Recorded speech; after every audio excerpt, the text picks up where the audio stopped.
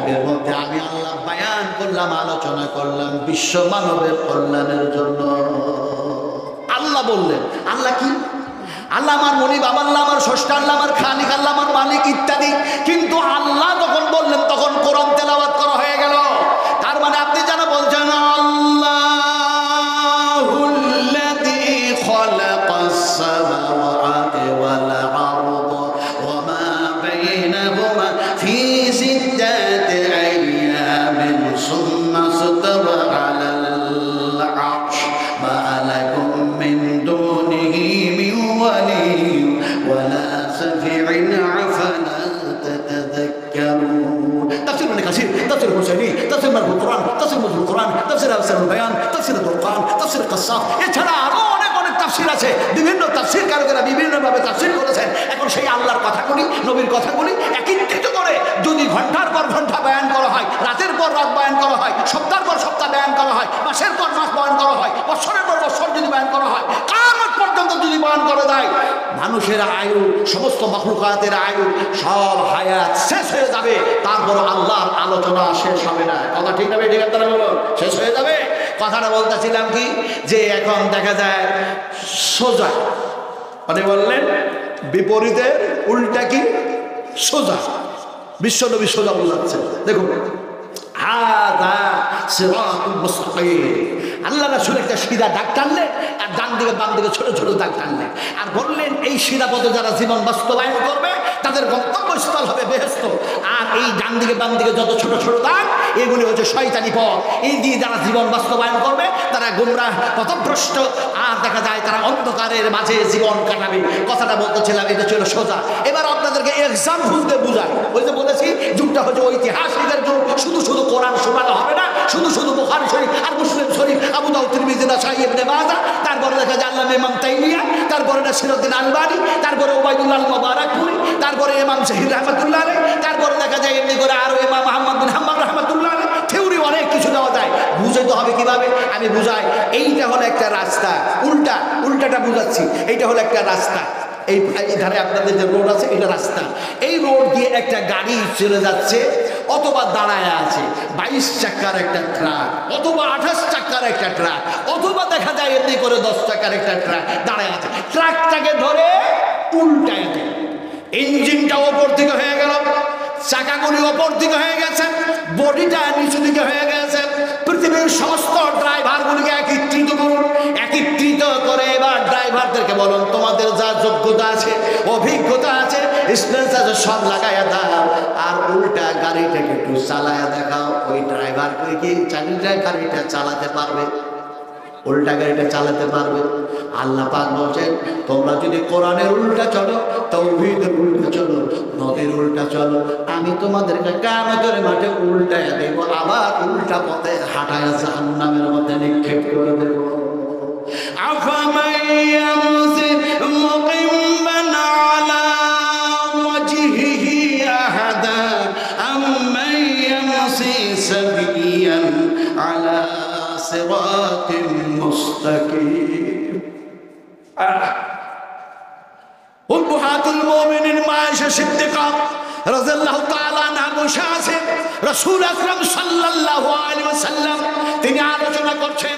এমনি করে দেখা যায় নবীর উল্টা যারা চলল, আল্লাহর সংবিধানের উল্টা চলল, এই মানুষগুলিকে কিয়ামতের মাঠে আল্লাহ পাক উল্টা দিবেন। আলা ওয়াজহি, চেহারার উপরে, ঠোঁটের উপরে, মুখের উপরে ভর দিয়ে দাঁড় করায়া দিবেন। শুধু দাঁড় করায়া দিবেন না, হাঁটায়া চালায়া জাহান্নামের মধ্যে নিক্ষেপ করে দেবেন। মা আয়েশা বলেন ইয়া রাসূলুল্লাহ, যে মানুষগুলি দুনিয়ার জমিনে সারা জীবনটা সোজা হয়ে চলল, পায়ের উপরে ভর দিয়ে চলল, এই মানুষগুলি বেআমল হওয়ার কারণে, গুনাহগার পাপাচার হওয়ার কারণে এরাকে কি সত্যি এমনি করে দেখা যায় মুখের উপরে ভর দিয়ে আল্লাহ পাক হাঁটায়া দেবেন? নবী বললেন আল্লাহর কুদরতের কমি নাই, আল্লাহ অবশ্যই হাঁটায়া চালায়া জাহান্নামের মধ্যে নিক্ষেপ করে দেবেন। আয়েশা, মানুষগুলি জাহান্নামের মধ্যে যখন যাবে, জাহান্নামে যাওয়ার পরে তারা শেষ পর্যন্ত বলবে আমরা কোরআনের উল্টা চলে আসলাম দুনিয়ার জমিনে, নবীর থিওরির অনুযায়ী চলি নাই। সেই মানুষগুলি তখন আল্লাহকে ডাকবে, কেঁদে কেঁদে যেন বলবে। কি বলবে? ভাষাগুলি কি?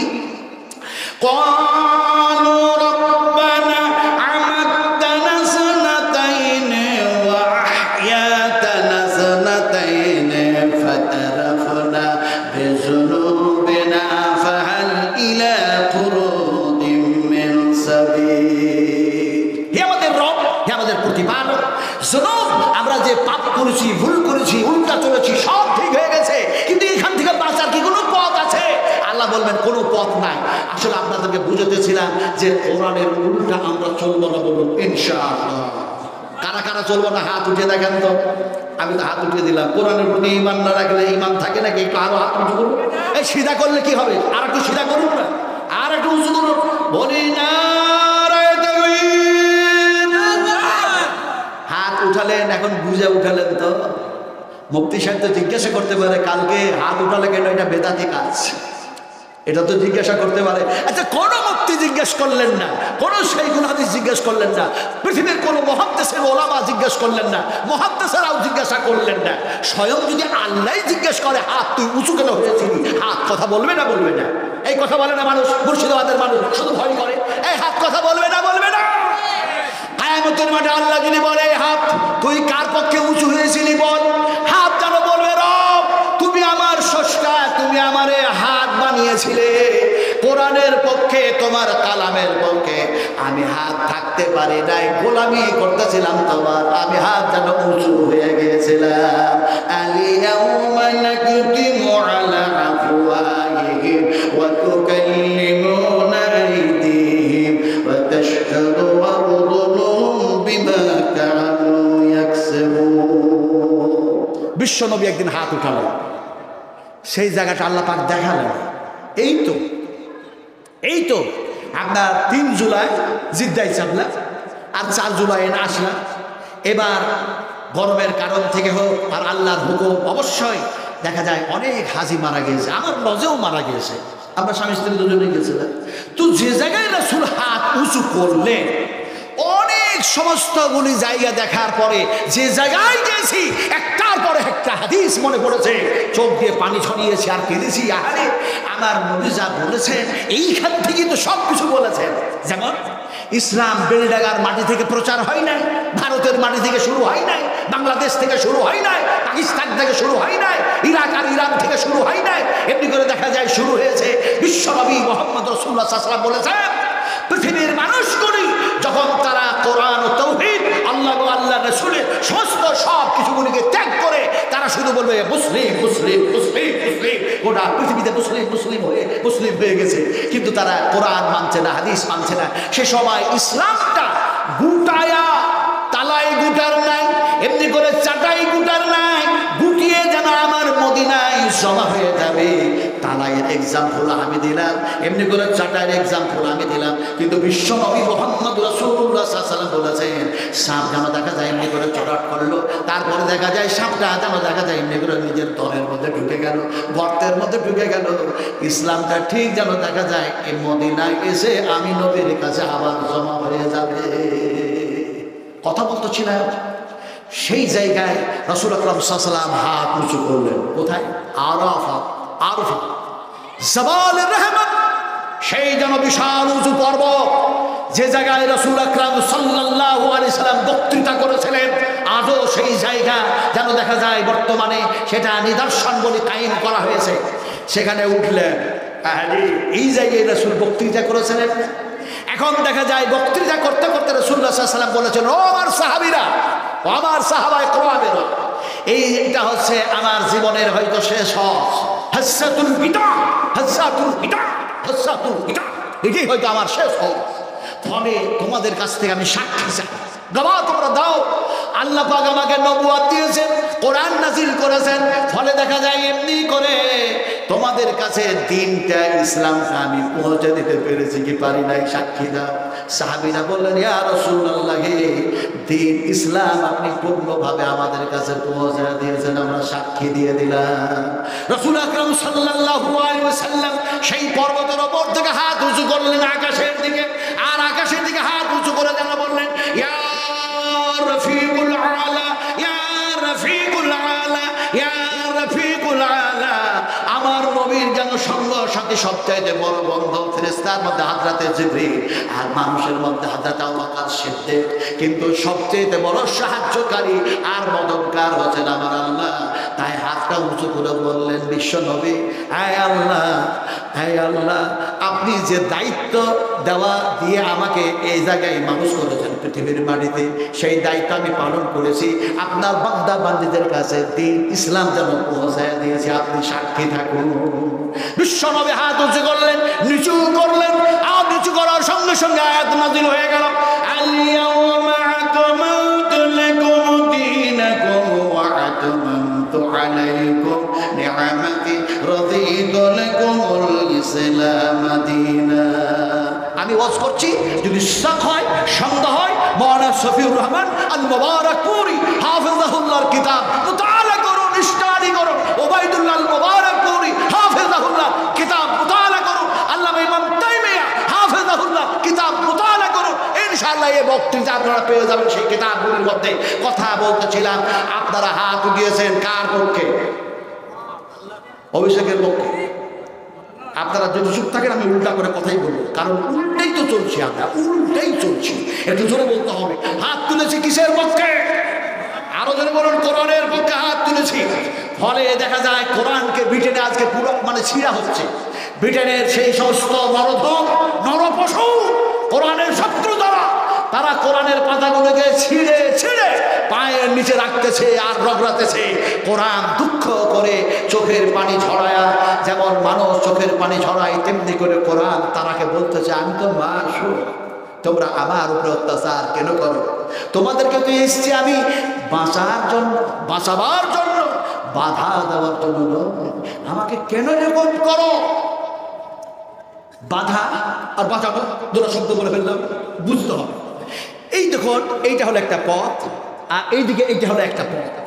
এখন দুই পথে দুইটা মানুষ দাঁড়ায় আছে। একটা মানুষের হাতে তরবারি, আর একটা মানুষ সৈন্য হাত, আর সামন হাত থেকে একটা মানুষ আসছে। এই মানুষটি যখন এই তরবারি নিয়ে আছে, সেই লোকটার দিক দিয়ে যখন যেতে চাইল, এই মানুষটা বলছে, বেটা এই দিকে যেতে পাবি না, এই দিকে যেতে পাবি না, যেতে দেবো এক শর্তে, এই মূর্তিটা পূজা কর, এই গাছটাকে পূজা কর, এইটাকে সিজদা কর, তাহলে যাওয়ার চান্স পাবি। যদি না করিস তাহলে তরবারি দিয়ে হত্যা করে দেব।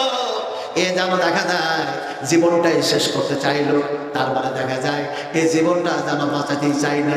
এইদিকে আর একজন মানুষ দাঁড়ায় আছে। এখন এই মানুষটা ব্যাক করে যেন সেই মানুষটার দিক দিয়ে বেড়েতে গেল। ওই মানুষটা তরবারি নাই, লাঠি নাই, সোটা নাই, কিচ্ছু নাই, যেন অনয় বিনয় করে মানুষটা বললো, ভাই তুমি এই পথে যেও না, এই পথে আছে টাইগার, এই পথে আছে সিংহ, এই পথে আছে ভালো, ফলে যেন তোমার জীবনের ক্ষতি হয়ে যাবে, খবরদার এই পথে যেও না। তো বলে অনয় বিনয় করি, খবরদার যেও না। কোরআন বলে আমি মাসুম, তোরা এইদিকে অন্যায় পথে যাস না, জাহান্নামে চলে যাবি। বাঁচার কথা বলি, তারপরে কেন আমারে ছিনিস, আর তোরা যেন পায়ের তলায় রাখিস। পৃথিবীর সমস্ত শত্রুরা যদি কোরআনের পাতাগুলিকে ছিঁড়ে ছিঁড়ে সমস্ত কোরআনগুলিকে আগুনে পুড়ায়া শেষ করে দেয়, তাহলে কি কোরআন শেষ হয়ে যাবে? বেলডাঙ্গার মানুষ জোরে কথা বলতে হবে, শেষ হবে। আরো জোরে বলুন, শেষ হবে। শেষ হবে না, তার কারণ কি?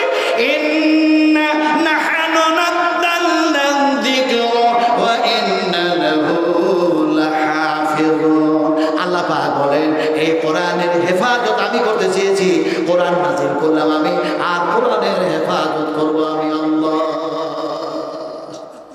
এই কোরআন আমরা এর আগেও শুনেছি আর এখনো শুনছি, কিন্তু আমাদের পরিবর্তন নেই কেন? কারণ অনেক বুঝতে গিয়ে অনেক কিছু বলে ফেললাম, কিন্তু জবাবটা আপনাদের দেওয়া হয় না। জবাবটা দিচ্ছি, এবার শোনো কেন আমাদের পরিবর্তন নাই। এক্সাম্পল দিয়ে বুঝাই। একটা ফ্যাট মানুষ, একটা মোটা মানুষ, দয়া করে কোনো মোটা মানুষ যদি কেউ থাকেন এখানে, তাহলে দুঃখ করবেন না। কারণ আমি আপনার কয়েকদিন আগে বক্তব্য রাখছিলাম মেদিনীপুর ঘাটাল ঈশ্বরচন্দ্র বিদ্যাসাগরের একেবারে বাড়ির সংলগ্ন। এখন বাড়ি নাই, কলেজ স্কুলে পরিণত হয়ে গেছে।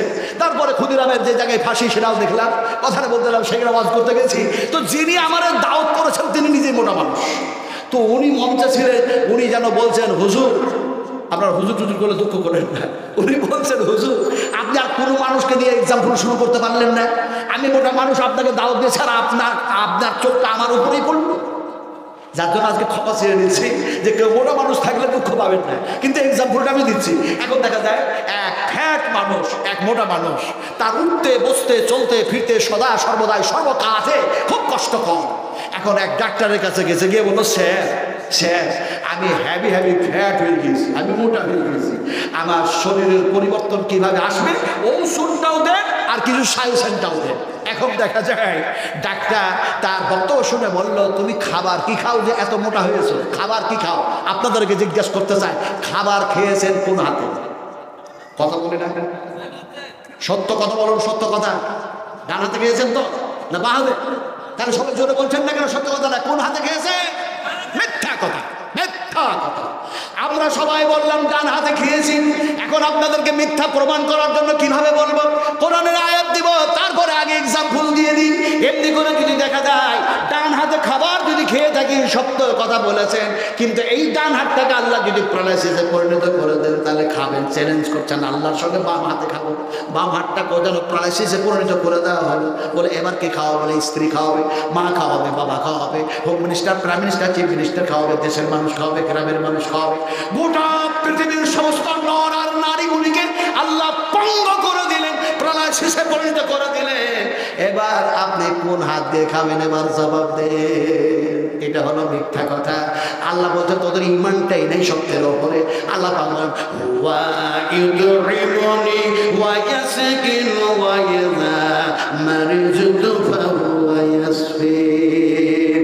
আল্লাহ বলেন তোমরা হাত দিয়ে খাও না, তোমাদের কেউ খাওয়াই না, বরং আমি আল্লাহ তোমাদের পানি পান করায় দিই, খাবার খাইয়া দিই, আমি আল্লাহ ওয়াসল দিই, আর আমি আল্লাহ ওয়াসল ভালো করি। এবার বলুন কে খাওয়ায়? ডান হাত নাকি খাওয়ায়? এবার বলুন কে খাওয়ায়?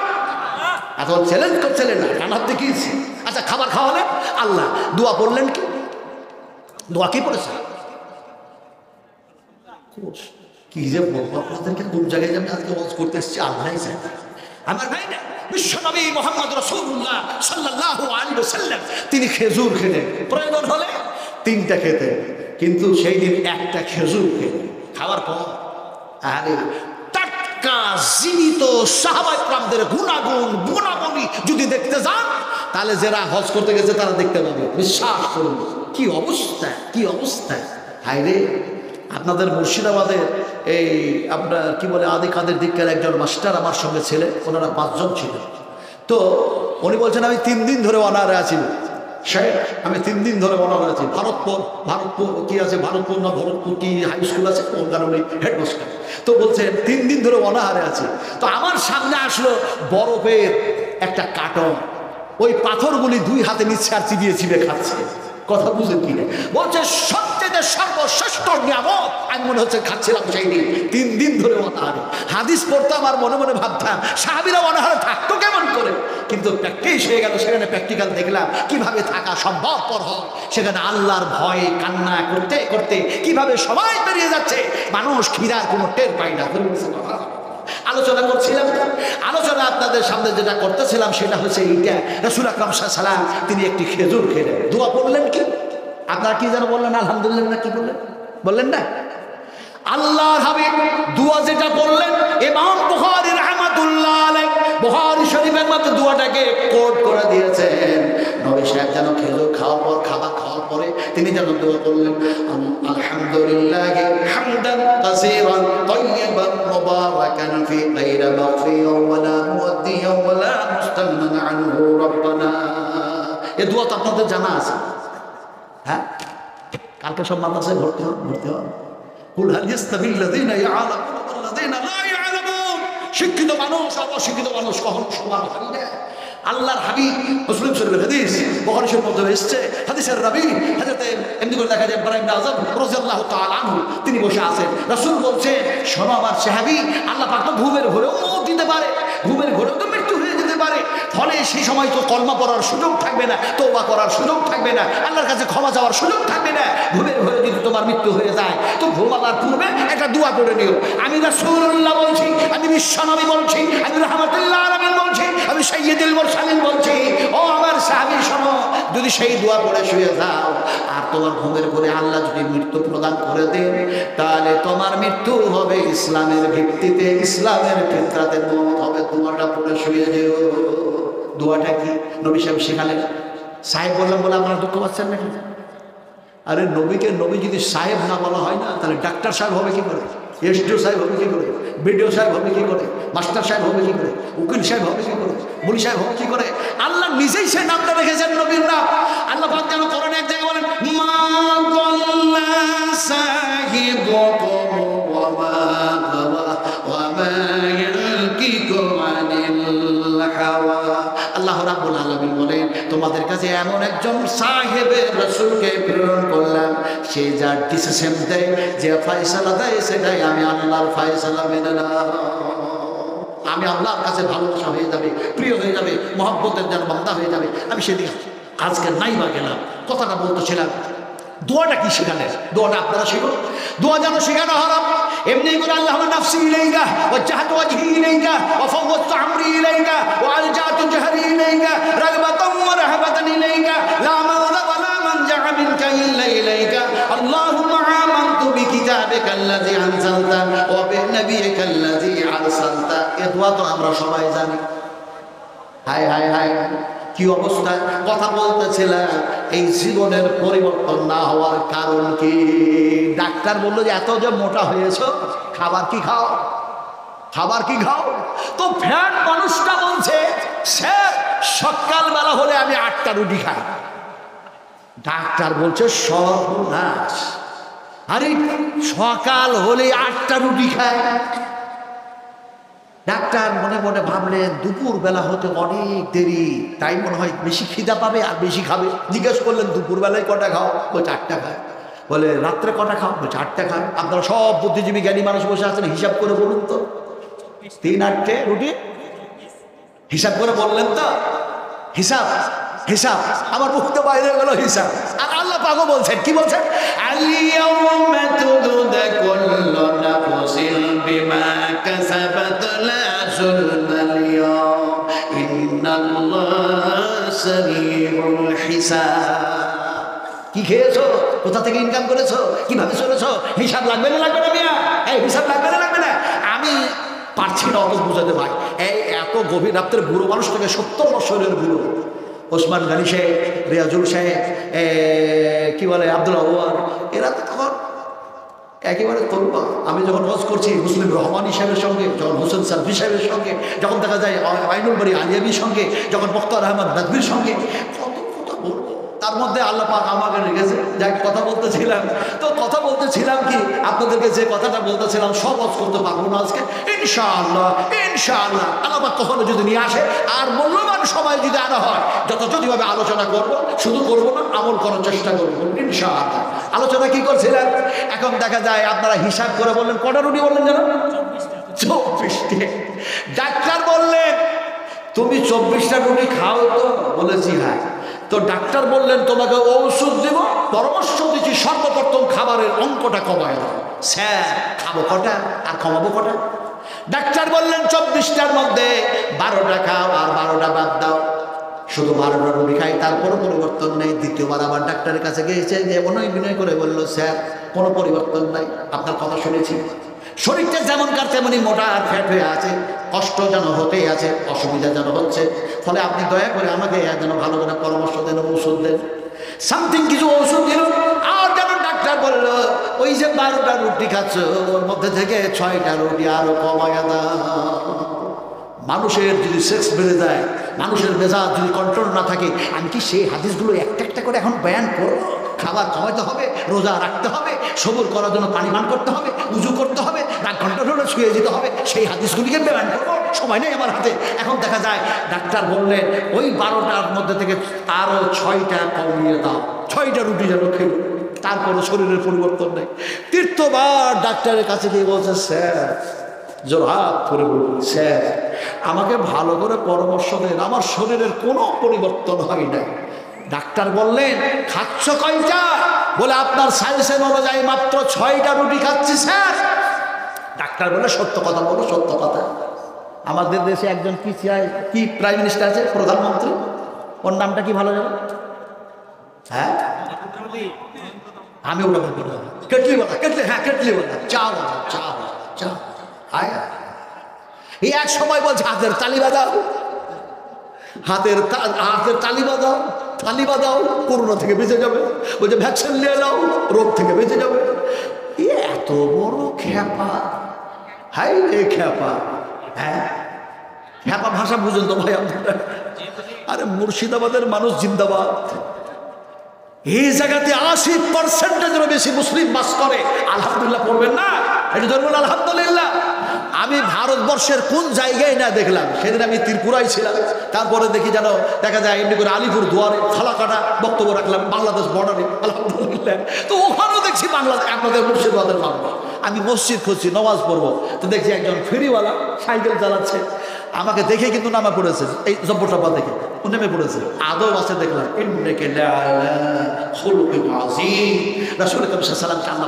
উত্তম আখলাক দান করেছিলেন। উম্মতের মধ্যে সেই আখলাক যদি না থাকে আমরা উম্মত হই কি করে? এখন দেখা যায় নেমে পড়লেন।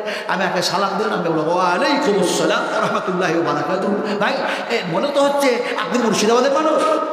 আমাকে বলছে হুজুর আপনি চিনতেন কেমন করে? আমি শেষ পর্যন্ত বললাম ইমাম শাফিঈ রাহমাতুল্লাহ আলাইহির একটা ঘটনা তুলে ধরেছিলেন, ইমাম মালিকের একটা ঘটনা তুলে ধরেছিলেন। আজকে আমার হাতে অত সময় নেই, আমি বলবো না। ওকে বললাম চিনলাম, আপনি ফ্রি করে বানাচ্ছেন এইভাবে, আপনার বাড়ি কোথায়? বলে ভগবান বলা। বলে ভগবান বলা কোন জায়গায়? বলে হুজুর আপনি অত চিনবেন না। আমি বললাম বলুন তো গ্রামের নাম। উনি বলছেন আমার গ্রামের নাম হচ্ছে বাগডাঙ্গা, বাগডাঙ্গা।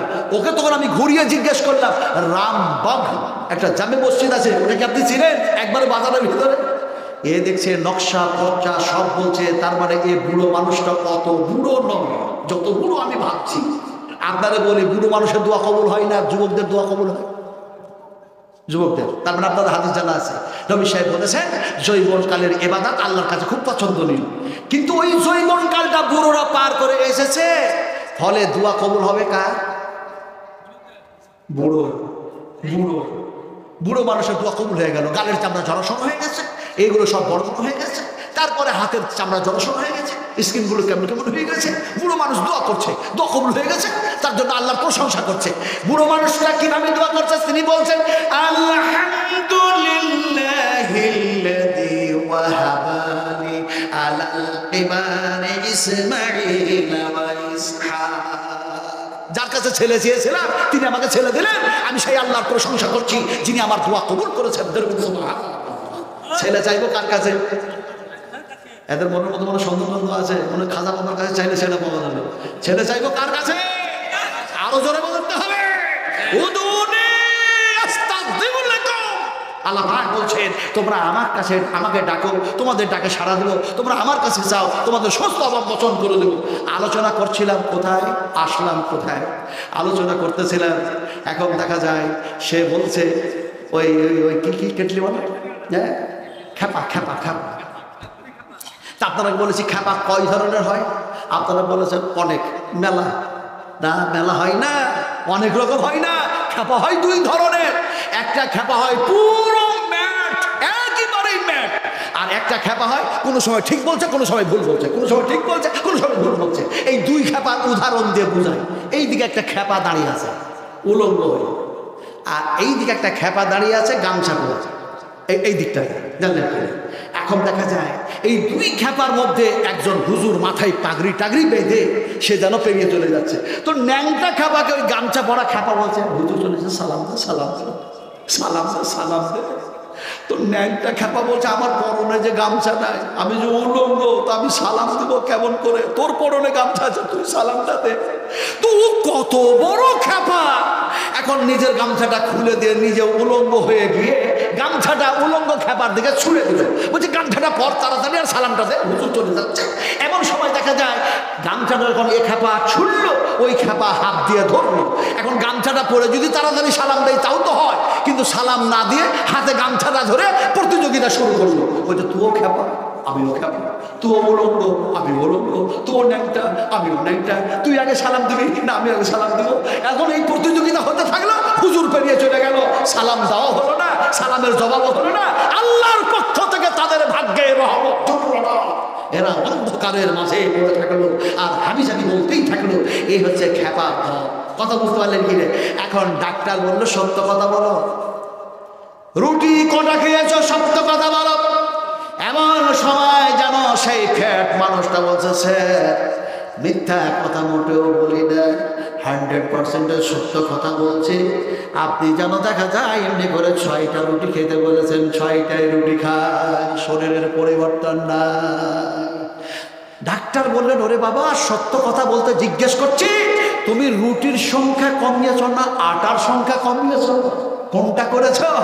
তো ওই মোটা মানুষটা বলছে স্যার খেতাম তো 24টা রুটি, কিন্তু ওই 24টা রুটিতে যত কেজি আটা লাগে সব আটা ওই 6টা রুটি দিয়ে খেয়েছি।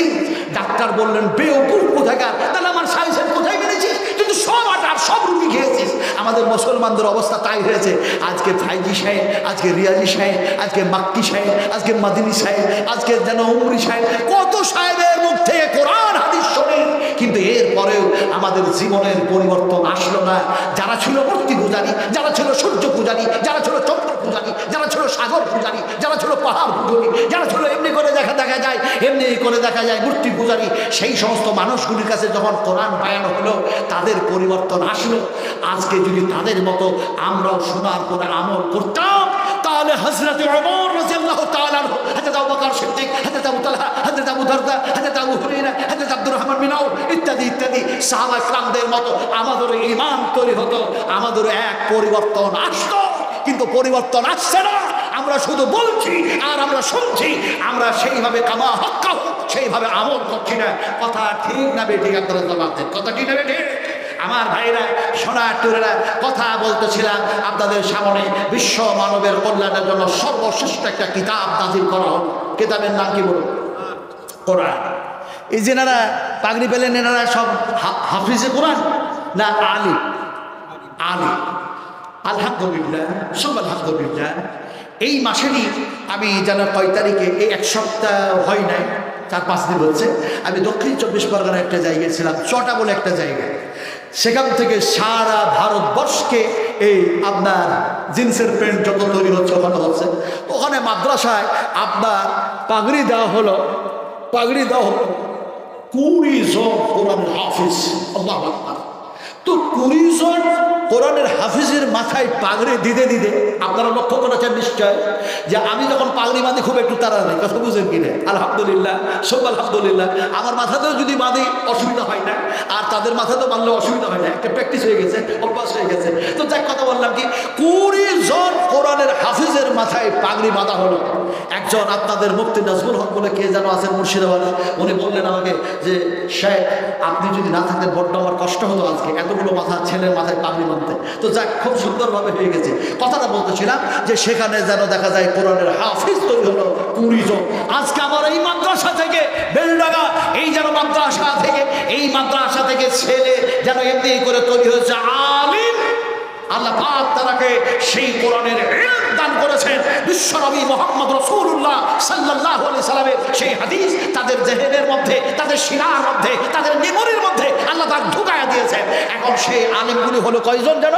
কয়জন হলো? 5 জন হলো। 6 জন? 4 জন? 4 জন হলো। আলহামদুলিল্লাহ, 4 জন যেন আলিম হলো। এই আলিমগুলি এক সময় দেখা যায় মা ছেড়েছে, বাবা ছেড়েছে, জন্মভূমি ছেড়েছে, সবগুলিকে ত্যাগ করে দিয়ে বিশ্বনবীর মহব্বতে তারা যেন এই মাদ্রাসায় এসে তারা কোরআন এবং হাদিস শিখলো।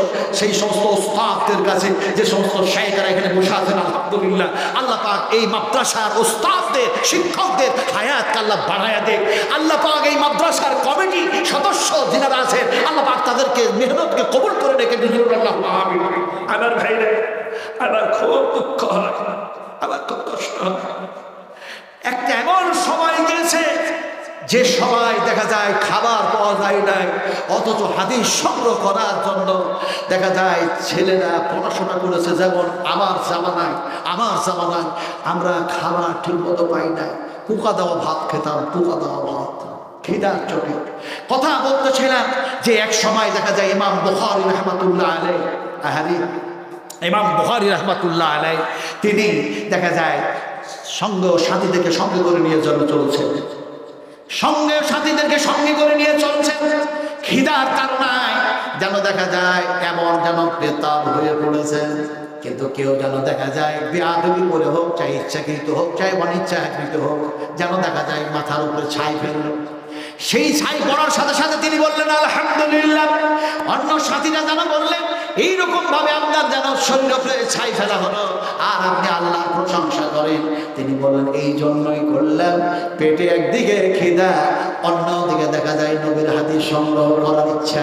এমনি করে ছাই যদি ফেলেছে, এই ছাইয়ের মধ্যে যদি আগুন থাকতো, অগ্নি থাকতো, তাহলে আমার শরীরের ক্ষতি হয়ে যেত। যে ক্ষতি থেকে আল্লাহ পাক বাঁচিয়েছেন, চাই যেন আল্লাহর প্রশংসা করলাম। আরে এক সময় বড় শামসুজ্জ বড়রা আরো যে সমস্ত আলেমেরা ছিলেন, তিনারা দেখা যায় 3 দিন 4 দিন 1 সপ্তাহ শুকনো রুটি যেন জড়ো করে রাখতো, একটু একটু করে খেত, আর দেখা যায় পানি খেয়ে তারা ক্লাস করেছে। আজকে বলে কি যে আলিমদের যা অবদান আছে পৃথিবীর আর কোনো মানুষের অবদান থাকতে পারে, কিন্তু আলেমদের অবদানগুলি যদি তারা এক পাল্লায় চাপানো হয় আর পৃথিবীর অন্যদের যদি অবদান করি আর এক পাল্লায় চাপা হয়, তাহলে আলেমদের অবদানের পাল্লা ভারী হয়ে যাবে। বলে নারায়ে তাকবীর, আর জোরে বলে নারায়ে তাকবীর। আলেমদের কথা আল্লাহ পাক নিজেই বলেছেন, ইন্নামা ইয়াকসাল্লাহু মিন ইবাদিহিল উলামা। আলেমরা কি বলেছে? পাকামো করছ। আজকে সেই সমস্ত আরএসএস আর সেই সমস্ত হিন্দু পরিষদ, এই সমস্ত লোকেরা এই সমস্ত বাজে বাজে কথা বলে মাদ্রাসাগুলিকে বন্ধ করার চেষ্টা করছে। এই করছে না বলো, হক কথা বলবই। আমার মনের আশা ছিল 2টা, ভালো করে শোনো। একটা আশা ছিল, আল্লাহ তোমার কথাগুলি, নবীর কথাগুলি বলতে বলতে যদি জেল খাটতে পাওয়া যায় খুব মজা লাগবে। আল্লাহ জেল খাটলেন না, কথা বলেন না, ভয়ে চুপচাপ হয়ে আছে। জেল খাটে যেটা খাই না, এমনি করে ইমাম আহমদ বিন হাম্বল রহমতুল্লাহ আলাইহি জেল খেটেছে না, ইমাম তাইমিয়া রহমতুল্লাহ আলাইহি 11 বার জেল খেটেছেন। আমার ভাইরা, এখন আমি তো আর ইমাম আহমদ বিন হাম্বল নয়, আমি তো আল্লাহ শাহিদি নয়, আমি তো ইমাম জাহিদ রহমতুল্লাহ আলাইহি নয়, আমি হচ্ছে বিশ্বনবী মুহাম্মদ সাল্লাল্লাহু আলাইহি ওয়াসাল্লামের উম্মত। আমি যদি আল্লাহর রাসূলের কথাগুলি বলতে গিয়ে জেল খাটতে পাওয়া যায়, তাহলে কাউরি সুন্নাত আদায় হোক চাহে না হোক, হাজরতে ইউসুফের তো সুন্নাতটা আদায় হয়ে যাবে। আমার ভাইরা, এই ছিল একটা আশা। আর একটা আশা ছিল, আয় আল্লাহ যেখান থেকে তোমার এই দিন প্রচার শুরু হয়েছে, কোরআন এসছে, হাদিস এসছে, আল্লাহ তুমি সেই জায়গায় একটু যাওয়ার সুবিধা করে দিও, সুযোগ করে দিও। জান্নাতুল বাকিয়াতে, আর যে জায়গায় নবী যে জান্নাতের মধ্যে শুয়ে আছেন, সেই জান্নাতের মধ্যে যখন ঢুকলাম, কথা বুঝুন কি আল্লাহর হাবিব বলেছেন, আমার মেহরাব আর আমার মিম্বার, আমার মেহরাব থেকে আমার মিম্বার পর্যন্ত এটা হচ্ছে রিয়াজুল জান্নাহ, রিয়াজুল জান্নাহ, রিয়াজুল জান্নাহ। এখন সেই রিয়াজুল জান্নাতের মধ্যে যাবার পরে দেখা যায় আরে দুয়া যেন লম্বা হলো, একটু ছোট হলো, লম্বা হলো, 2 রাকাত নামাজও যেন পড়া হলো। সেইখান থেকে যখন নামাজ পড়তেছিলাম, মনে মনে বলছিলাম, আরে আমার নবী তো এই জায়গায় পা পড়েছে, ওমর, আবু বকর, উসমান এই জায়গায় পা পড়েছে। এখন দেখা যায় জান্নাতুল বাকিয়াতে গেলাম, মনের মধ্যে হঠাৎ যেন হাদিস মনে পড়ে গেল। আমার নবী বলেছে এই জান্নাতুল বাকিয়া থেকে যেন 1টা নয়, 2টা নয়, 1000 নয়, 2000 নয়, 70,000 মানুষ বেহিসাব যেন জান্নাতে চলে যাবে। রাসূলুল্লাহ বলেছেন, এই হাদিস মনে পড়ার সঙ্গে সঙ্গে প্র্যাকটিক্যাল যেন চোখ দিয়ে পানি ঝরতে বললাম, উম্মাহাতুল মুমিনিন মা আয়েশার কবর বুঝি এইটা, হযরত উসমান গনি রাদিয়াল্লাহু তাআলার কবর বুঝি এইটা।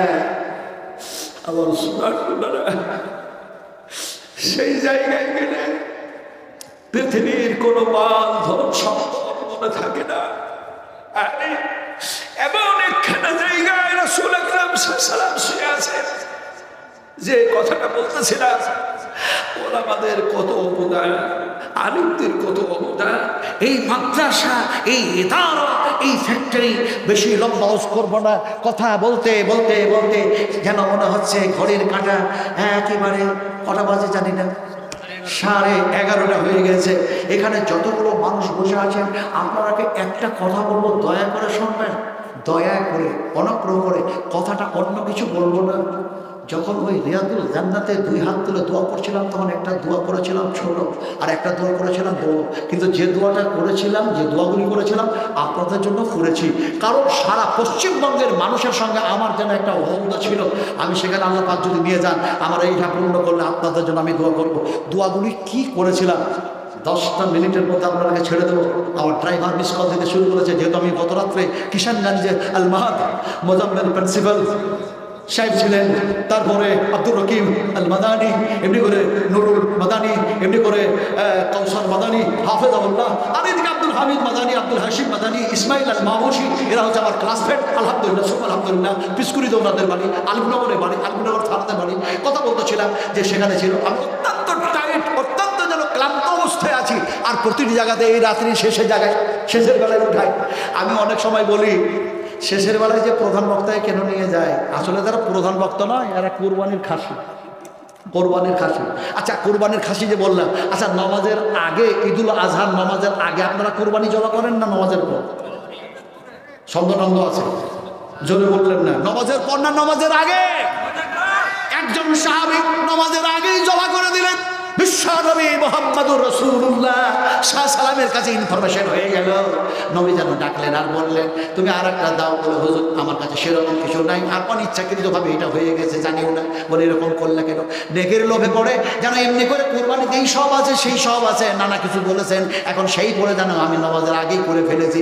আল্লাহ নবী বললেন, এরকম আর করো না, এরকম আর করো না, এরকম আর করো না, নামাজের পরেই যেন কোরবানি করবে। কমিটিটা ভালো হয়ে যেন সে হাদিসের আমল করে, প্রধান বক্তাকে আগে জমা করা হবে, নইলে গন্ডগোল হয়ে যাবে। কথা বলেন কি? আমরা কোরবানির খাসি হয়ে গেছি। এখন দেখা যাচ্ছে ভাই, বলার শেষ নাই রে ভাই, আমার শোনার টোনা, শোনার শেষ নাই, আলোচনার শেষ নেই, কিন্তু আমলের অভাব আছে, আছে, আছে, আছে না? আমলকারীকে বলা হয় ইমানদার, আর বেআমলকারীকে হ্যাঁ, কত বড় সাহস দেখছেন, বলছেন বেঈমান। ঠিক বলেছেন আপনি, বেঈমান। কিন্তু আমি অত বড় ভাষা বলতে পারবো না। আমি কি বলবো? বেঈমান, বেঈমান। আর গোটা বাংলায় বেঈমান। কথা বুঝেন কিনা? এই ভাষাটা বুঝাবো কেমন করে? বুঝাই আপনারা এমনি করে। কোরবানির সিজন এসছে, কোরবানির সিজন। এখন কোরবানির সিজন এসছে বলে হাটে গেছে খাসি কিনতে। খাসি কিনতে গিয়ে দেখা যায় সবাই খাসি কিনাকানি করছে। একজন যেন পুঁজিপতি মানুষ, ধনাঢ্য ব্যক্তি, ধনাঢ্য ব্যক্তি, পুঁজিপতি ব্যক্তি, সে যেন গেছে হাটে। হাটে যাওয়ার পরে বলছে, ভাই এই খাসির দাম কত? বলে 1,25,000 টাকা। শেষ পর্যন্ত খাসিটা বিক্রি হলো না, ফিরে যায়, ফিরে যায়, ফিরে যায়। একটা লোক বললো, তোর খাসি কি বিক্রি হয় নাই ভাই? বলে, না বিক্রি হয় নাই। বলে, এই শোন, 50% তোর টাকা, 50% আমার টাকা, তোর খাসি 1,25,000 বিক্রি করবো, তুই কিন্তু আমাকে 50% টাকা দিবি, আগে বল। বলছে, হ্যাঁ দেবো, চল। চলে গেছে হাটে। যাওয়ার পরে এখন দেখা যায় দলিলে দাঁড়িয়ে আছে আর বলছে 1,25,000, 1,25,000, 1,25,000। অন্যান্য পাইকাররা বলছে, তোর খাসি তো বিক্রি হয় না, হবেও না। কিন্তু এক পুঁজিপতি গিয়ে বলছে, ভাই তোমার 1,25,000 টাকা খাসির দাম, তো খাসির মধ্যে গুণ কি আছে বলো? গুণ কি আছে? গুণ না থাকলে তো খাসি 1,25,000 কিনবো কেন? এমন সবাই তার গাড়ির ড্রাইভার, ওই পুঁজিপতি লোকটার গাড়ির ড্রাইভার বলছে, মালিক খবরদার, ওদের ধোকায় করবেন না, ওদের ধোকায় করবেন না, ওদের ধোকায় করবেন না। ওরা মশলা উলট পালট করে দেয়, পাইকাররা উলট পালট মশলা করে দেয়। উল্টা বুঝলাম, একটা কাক আর একটা কবিতর ধরা পড়েছে জালে, ফাঁস জালে ধরা পড়ে গেছে। কাকটাও চিৎকার করছে, কা কা কা কা কা চিৎকার করছে, আর কবিতরটা কাঁদছে। তো কবিতরটা যখন কাঁদছে, তখন কাকটাকে বলছে, তুই কাকা করিস না, তো তোর চিৎকার শুনে ভালো লাগে না, তোর চিৎকার ভালো লাগে না, কা কা করিস না। কাকটা বলছে, তোর কান্নাও আমাকে ভালো লাগে না, তুই কাঁদছিস কেন? কবিতর বলছে, শোন, আমি হলাম হালাল, আমি হলাম বৈধ, মানুষের জন্য আল্লাহ হালাল করেছে, এই জাল থেকে বাইরে করবে, আমার জমা করে দিবে, আর রান্না করে যেন খেয়ে ফেলবে। আমি কাঁদতেছি, আমি হালাল জিনিস, আর তুই তো হারাম, তোর নিকট ধরবে, হাঁস থেকে বাইরে করবে, ছেড়ে দেবে, তুই চলে যাবি, ফলে তোর কাকা ভালো লাগে না। তুই যদিও বলিস আমার কান্না ভালো লাগে না, জবাব দিলাম। কাকটা বলছে শোন, আমি কেন কা কা করে চিৎকার করছি জানিস রে কবি? তোর গোস্ত যদিও হালাল হয়, মানুষের জন্য বৈধ হয়, আর আমার গোস্তটা যদিও হারাম হয়, তারপর আমি কান্না কেন করি শোনে? ওই আলেমদের জন্য কান্না করছি, যে আলেমেরা কোন সময় ফতোয়া দিয়ে যেন কাকের গোশটাও হালাল করে দেবে। আজ চলছে না ফতোয়া, চলছে না, চলছে না। এখন দেখা যায় খাসির মধ্যে কি গুণ আছে যে তুমি 1,25,000 দাম চাইছো? তো খাসি যে বিক্রি করতেছে ও বলছে আমার খাসির মধ্যে সবচেয়ে উত্তম গুণ হচ্ছে এইটা, খাসির ওপরে যে চাপবে মক্কা শরীফ আর মদিনা শরীফ দেখতে পাবে। বলে সর্বনাশ, আরে 10 লাখ খরচা হচ্ছে, 5 লাখ খরচা হচ্ছে, 1 লক্ষ টাকা উন্নতে খরচা হচ্ছে, আর খাসির উপরে চাপলে মক্কা আর মদিনা দেখতে পাওয়া যাবে। এমন সময় খাসিওয়ালা বলছে চেপে দেখো, দিয়ে খাসি না। আমার কথা শুনে নিও না, দেখতে পেলে কিনবে না তো কিনো না। এখন দেখা যায় ওই পুঁজিপতি লোকটা বলছে আমি কি চাপবো, আমার ওই কর্মচারীটাকে চাপে, তো ড্রাইভারটাকে চাপলে দেখতো মসজিদে নববিয়া দেখতে পাওয়া যাচ্ছে কিনা, আর বাইতুল হারাম দেখতে পাওয়া যাচ্ছে কিনা দেখতো। এখন কর্মচারীটা চেপেছে খাসির উপর একটা পা দিয়ে বলছে আল্লাহু আকবার, আল্লাহু আকবার। তো বলছে কি হলো? বলছে ওই যে মক্কা শরীফে দেখা যাচ্ছে তওয়াফ হচ্ছে, আর মদিনা মসজিদে নববিয়াতে নামাজ হচ্ছে, দেখতে পাচ্ছি আল্লাহু আকবার, আল্লাহু আকবার।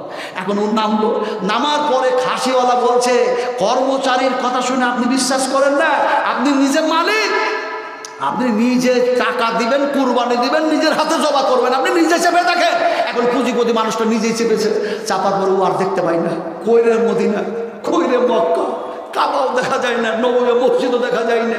এখনো মনে মনে বলছে পুঁজিপতি মানুষটা, আরে আমার কর্মচারী বললো আল্লাহু আকবার দেখতে পাওয়া যাচ্ছে, আর আমি যদি বলি দেখতে পাওয়া যায় না, তাহলে এই এলাকার জনগণ বলবে তুমি পুঁজিপতি হতে পারো, তুমি ধনী হতে পারো, কিন্তু তুমি বেঈমান, তুমি বেঈমান, তোমার বেঈমান, তোমার ঈমান নাই, তোমার ঈমান নাই। আমি বেঈমান হবো কেন? এখন ওর জ্বালাতে ওই ঈমান ঠিক রাখার জন্য বলছে আল্লাহু আকবার। কত সুন্দর কাবা আর কত সুন্দর জন্য মদিনা। আজকে বেঈমানের অভাব নেই রে ভাই, আমলকারীর অভাব হয়ে গেছে, আমলকারীর অভাব হয়ে গেছে। আমরা কি সবাই আমল করতে চাই? বলেছি যে সেই দোয়াটা পড়েছিলাম, সেই দোয়াটা পড়বো 10 মিনিটের মধ্যে ছেড়ে দেবো। সমস্ত মানুষগুলো একটু দয়া করে এখানে উঠে আসবে, একটু আসবে 10টা মিনিটের জন্য, 10টা মিনিটের জন্য, 10টা মিনিটের জন্য নবীর মহব্বতে কোরআনের পক্ষে হাত উঠিয়েছেন। 10টা মিনিট কথা দিচ্ছি, কথা দিচ্ছি, ওয়াদা করছি, ওয়াদা খেলাপ করবো না ইনশাআল্লাহ। ভাই আসুন আসুন আসুন। এই ভাই যারা ওখানে বসে আছে, আরে জায়গাটার সাথে এত প্রেম হয়ে গেল, এত ভালোবাসা হলো, সাহাবা একদম ঘর ছাড়লো, বাড়ি ছাড়লো, স্ত্রী ছাড়লো, মাতা পিতা ছাড়লো, সব ছাড়লো, হিজরত করে চলে গেল। হাই হাই হাই, আর ওই জায়গাতে বসে আছে। অত ঠান্ডা নাই রে ভাই, আমি তো ঘামছি, আমার শরীর থেকে ঘাম বাইর হচ্ছে। একটু ভালো করে বসুন, একটু ভালো করে বসুন।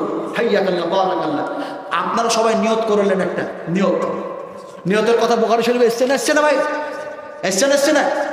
হাইয়া কাল্লা বারাকাল্লাহ। এখানে সবাই নিয়ত করলেন নবীজি আপনাকে দেখতে পাই না, আপনি সেই জান্নাতের মধ্যে শুয়ে আছেন, আর হে আল্লাহ, হে আল্লাহ, আপনাকে দেখি নাই, আপনার জান্নাত দেখি নাই, আপনার জাহান্নাম দেখি নাই, কিন্তু আপনার কথাগুলি এবং রাসূলের কথাগুলি শুনলাম, শ্রবণ করলাম। আয় আল্লাহ, আয় আল্লাহ, আমরা বড়ই যেন নশার বান্দা, বড়ই যেন আমরা গুনাহগার বান্দা। তো এ আল্লাহ, নবীকে দেখি নাই, নবী শুয়ে আছেন মদিনায় মানব মরাই, কিন্তু নবীর মাদ্রাসা, নবীর কারখানা, নবীর ইদারা, নবীর যেন প্রতিষ্ঠান, এই মাদ্রাসা দেখতেছি। ফলে আমি 1,000 টাকা দিচ্ছি, ওই নবীর হাতের পানি পান করে বেহেশতে যেতে চাই, মাকামে মাহমুদের সিজদায় করে সুপারিশি করবে, সেটা যেটা আমার পক্ষে সুপারিশি হয়। তাই 1,000 টাকা নবীর মাদ্রাসায় দিচ্ছি। এই নিয়তটা করে একটা মানুষ বলবেন যে আমি 1,000 টাকা লেখাচ্ছি, থাকলে দিবেন, নাই লেখে দেবেন। বলুন নিয়ত করে ইনশাআল্লাহ, বলুন 1,000 টাকা। এই হাতটা দিয়ে ইনশাআল্লাহ দোয়া করবো। এই হাত মুলতাজাম, মুলতাজাম হাতিম, যে সোনালী রঙের গেট, আল্লাহ চোকারটাকে ধরলাম। কি করে যে লক্ষ লক্ষ মানুষের মধ্যে আল্লাহ নিয়ে চলে গেলেন। আল্লাহ চেয়েছি 1,000, আমার সোনার টুকরা দিলেন। কত হাজার টাকা আছে? আহারে, আল্লাহ পাক বলেন কোরআনুল কারীমের মধ্যে,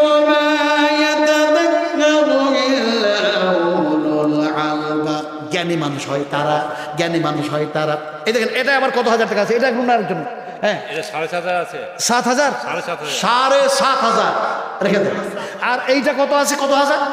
এটা আবার কার কি মাথা গরম হলো?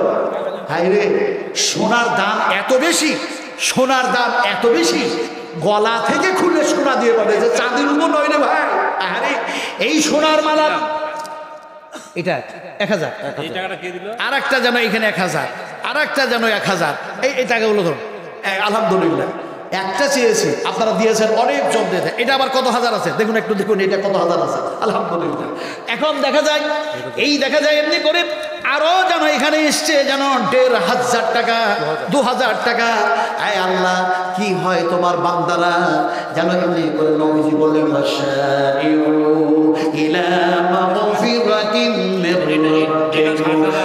এটা 7000, আবার 7500, এটাও 7500। দেখো আলহামদুলিল্লাহ আরো যেন দিয়েছে, আরো যেন দিয়েছে। আল্লাহ তুমি কবুল করে নাও। এমনি করে ওয়াশারিউ ইলা মাগফিরাতিন মির রাব্বিকুম ওয়া জান্নাতিন আরদুহাস সামাওয়াতু ওয়াল আরদু উইদ্দাত লিল মুত্তাকিন। এই মত যখন চলছে, বিশ্বনবী যখন বলছেন, সেই সময় একজন সাহাবী, একজন যুবক, তিনি বলছেন ফাইনানা ফাইনানা ফাইনানা, বুখারী শরীফের ইবারত, বুখারী শরীফের ইবারত। তিনি বলছেন ফাইনানা ফাইনানা ইয়া রাসূলুল্লাহ, হে আল্লাহর রাসূল, আল্লাহর রহমতের দিকে, মাগফিরাতের দিকে তাড়াতাড়ি করে যখন ডাকা হয়েছে, আর জান্নাতটা যখন জমিন ও আকাশের চাইতে বেশি প্রশস্ত, তাহলে পারে সেই জান্নাতে যাওয়ার জন্য আমি ফাইনানা ইয়া রাসূলুল্লাহ, যদি শহীদ হয়ে মারা যায় আমি যাব কোথায়? রাসূল আকরাম সাল্লাল্লাহু আলাইহি ওয়াসাল্লামের মুখ দিয়ে বাইর হয়ে গেল নবী বললেন জান্নাতের মধ্যে চলে যাবে। যুবকটা বাদাম খাচ্ছিল, কোরমা খাচ্ছিল, ছুঁড়ে ফেলে দিল, জিহাদের ময়দানে গেল আর শহীদ হয়ে গেল। নবীজি 70 জন সাহাবীকে যে জায়গায় তীর আন্দাজকারীকে দাঁড় করে রেখেছিলেন, নবীর কপালে এখানে লেগে যে মাথার যে কোনাটা, লোহার কোনাটা ঢুকে গেছিল, দিয়ে নবী ঘুরতে ঘুরতে যে জায়গায় পড়েছিলেন, তারপরে ওই 70 জন যে সাহাবী তীর আন্দাজকারীরা দাঁড়িয়েছিল, সেই রাস্তা তো আল্লাহ পাক পাগুলো দিয়ে হাঁটা করালো। দেখলেন উহুদ পাহাড়ে চাপলাম, বিশ্ব নবীর চাচা হযরত হামজা রাদিয়াল্লাহু তাআলা এখনো জায়গাটা ফাঁকা হয়ে আছে, চতুর্দিকে পর্বত আছে। উহুদের পাহাড়ে চেপে দেখি যে জায়গায় লড়াইটা হয়েছিল ভাই ফাঁকা যেন হয়ে আছে, কিন্তু আমার হামজা যে জায়গায় শহীদ হয়েছেন সেই জায়গা ফাঁকা না, ওখানে বিশাল বড় একটা মসজিদ কায়েম হয়েছে, মসজিদের নাম দেওয়া হয়েছে মসজিদে হামজা। আমি কত কথা বলবো, তো বলতে বলতে বলতে দেখা যায় সোনার যেন গলার যেন দেখা যায় গলা থেকে গলে শোনা। আল্লাহ কোন মাঝে দিয়েছে। আরে আল্লাহ, তুমি উম্মাহাতুল মুমিনিন মা আয়েশার সঙ্গে, মা হাফসার সঙ্গে, মা ফাতেমার সঙ্গে, মা খুদাইজার সঙ্গে, আল্লাহ তুমি এই তোমার প্যারা বান্দিকে জান্নাতের মধ্যে তাদের সঙ্গে তুমি প্রবেশ করাইয়া দিও। উদখুলুহা উদখুলুহা উদখুলুহা বিসসালামিন আমিন। প্রবেশ করো, এখানে যে শান্তি। এই মালাটার 1 ভরি ওজন। এখন 1 ভরি সোনার দাম প্রায় যেন 80,000 টাকা। আচ্ছা বলুন, আপনাদের কাছে কি আমি 80,000 টাকা চেয়েছিলাম? আপনাদের কাছে কি আমি 7,000 7,500 চেয়েছিলাম? আমি কি চেয়েছিলাম? বলেছিলাম 1,000 টাকা দিন, নিয়ত করতে বলেছিলাম এইটা। এখন দিলেন যেন দেখা যায় 80,000, কেউ 7,500 7,500 করে, 2,000 2,000 1,000 করে। এটাকে দিল যেন ডাক্তার আব্দুল হক 50,000। ডাক্তার আব্দুল হক, আব্দুল হক। আল্লাহ, কি কঠিন ব্যাপারটা। সেদিন চড়াতে দেখছিলাম, কেউ বলছে 2 লাখ, কেউ বলছে 1 লাখ, কেউ বলছে 50,000, কেউ বলছে 60,000। ওখানে আমি 7 বছর ধরে কন্টিনিউ নিয়ে যাচ্ছে, আলহামদুলিল্লাহ এবারও আছে। তো বলছিলাম কি যে সেখানকার এক কম্পিটিশন দেখেছি, আর আপনাদের মুর্শিদাবাদে আরেকটা জায়গাতে কম্পিটিশন দান হয়, ওই সুরুলিয়ানা জরুরি একটা মাদ্রাসা কি যেন একটা আছে রোড ধরে, সেখানে একটা যেন কম্পিটিশন একটা দান হয়। তো এখানেও দেখা যাচ্ছে আলহামদুলিল্লাহ আলহামদুলিল্লাহ 50,000 টাকা। একটু জোরে আলহামদুলিল্লাহ করবেন না ভাই, একটু বলুন আলহামদুলিল্লাহ।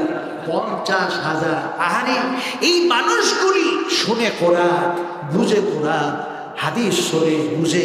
আর আহারে, যদি এই মাদ্রাসার শত্রুরা মাদ্রাসা ভক্ত করতে চায়, আল্লাহ আমাদেরকে দিয়েছেন ধন মাল, আমাদেরকে বানিয়েছেন পুঁজিপতি, ফলে আমরা কেন আমাদের টাকাগুলি নবীর মাদ্রাসায় দিব না?